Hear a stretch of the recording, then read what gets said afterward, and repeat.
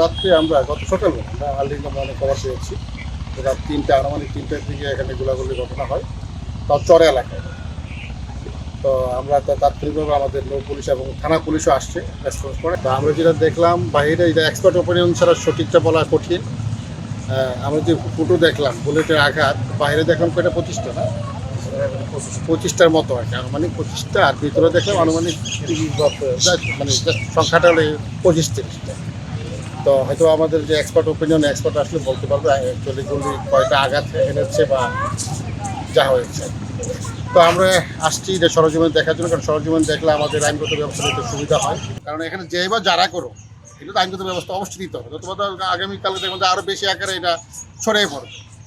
তো আমরা আইনগত ব্যবস্থা নেওয়ার জন্যই বুঝলেন রাজশাহী থেকে আমি এখানে সরজমিনে চলে আসি। কোর্টের মালিক আমি যতটুকু শুনলাম যে পার্কের যে মণি পার্কের মালিক যে ওনার নাকি আমি শুনতে পেরেছি, বাট এখন কাগজপত্র দেখে যাচাই